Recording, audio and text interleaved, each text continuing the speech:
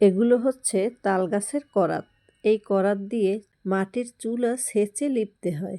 আসসালামু আলাইকুম everyone, welcome back to my channel. সবাই কেমন আছেন? আশা করি সবাই ভালো আছেন। আমিও আপনাদের দোয়ায় আলহামদুলিল্লাহ অনেক ভালো আছি। সকালবেলা আলু ভর্তা করার জন্য শুকনা মরিচ, কাঁচা পেঁয়াজ ডলে ভর্তা করে নিচ্ছি। শীতের সকালে গরম গরম ভাতে ভর্তা ভাত খেতে বেশ ভালোই লাগে।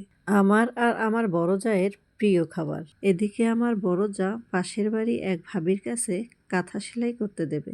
সেই কাঁথা সেলাইয়ের জন্য কাপড় ছিঁড়ে সমান করে সেলাই দিয়ে দেওয়ার জন্য আমাকে বলল। তো আমি মেশিনে বসে সেই কাপড়টা জোড়া দিয়ে সেলাই দিয়ে দিলাম। এদিকে আমার শাশুড়ি আমার চাচি শাশুড়ির কাছ থেকে 2টা তাল গাছের করাত নিয়ে এসেছে। করাত মানে তাল গাছের ডগা।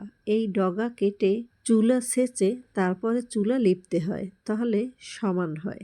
যাই হোক, আমি দুপুরের রান্নার জন্য ডাল সেদ্ধ আর ভাত বসিয়ে দিয়েছি।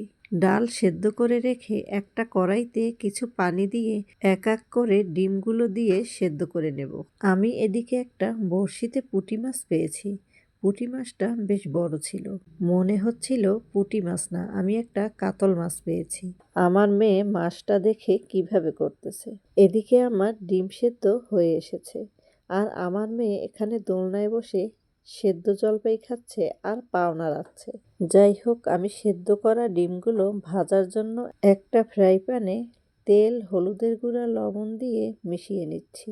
এবার ডিমগুলো দিয়ে ভেজে নেব। এবার মশলা কষিয়ে ডিম ভুনা করে নিচ্ছি। আমি আমার মেয়েকে গোসল করিয়ে ঘুম পাড়াতে গিয়েছিলাম। এই সময় আমার শাশুড়ি এই যে দগরি মাছের মাথা ঝুরি ভাজা করেছে। এই ঝুরি ভাজাটা খেতে কিন্তু অনেক ভালো লাগে। লেবু পাতা দিয়ে করা হয়েছে। আমার আজকের ভিডিওটা আপনাদের কাছে কেমন লেগেছে অবশ্যই কমেন্টে জানাবেন। ভালো থাকবেন, সুস্থ থাকবেন। আল্লাহ হাফেজ।